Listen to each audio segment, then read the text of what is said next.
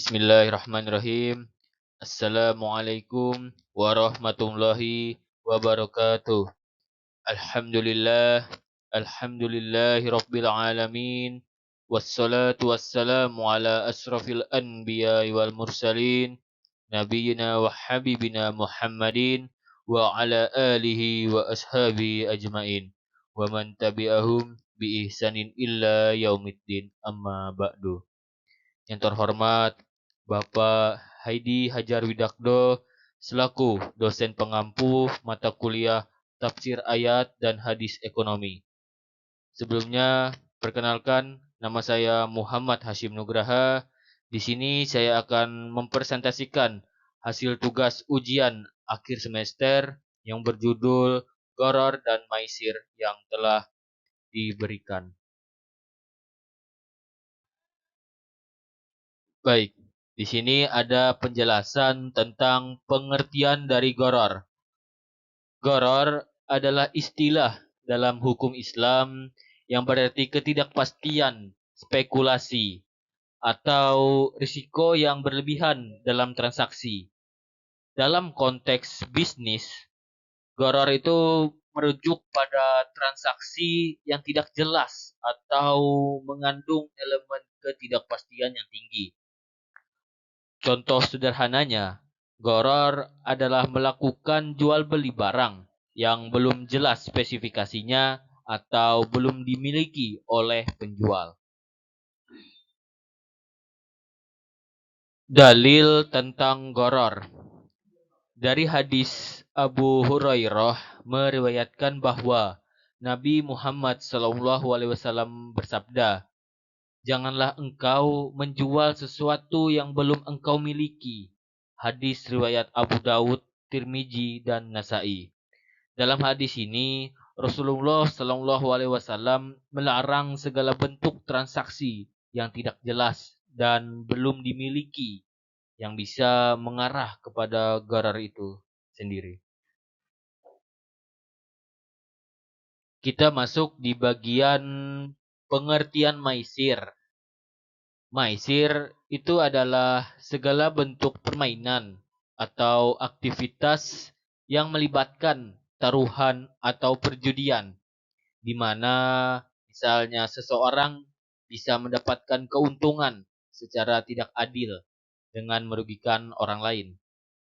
Dalam transaksi yang melibatkan maisir, ada unsur menang kalahnya yang tidak berdasarkan pada usaha yang jelas.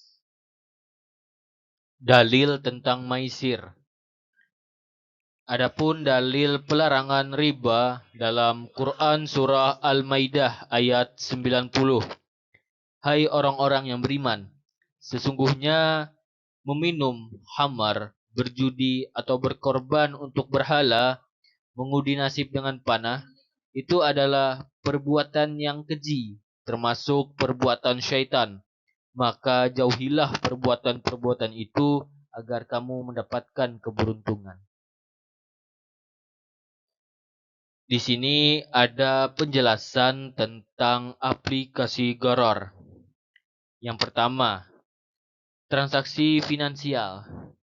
Contoh penerapan gharar dalam konteks modern adalah transaksi saham yang bersifat spekulatif, di mana informasi mengenai perusahaan atau kondisi ekonomi yang mendasari transaksi belum jelas. Yang kedua, ada asuransi konvensional. Dalam asuransi konvensional, terdapat unsur ketidakpastian mengenai kapan klaim akan terjadi dan seberapa besar kompensasi yang akan diterima, yang dianggap gharar. Yang ketiga, ada tentang perjudian. Perjudian termasuk gharar karena hasilnya sepenuhnya bergantung pada keberuntungan dan tidak ada kepastian bagi pemain mengenai hasil akhirnya. Berikutnya ada penjelasan tentang aplikasi maisir.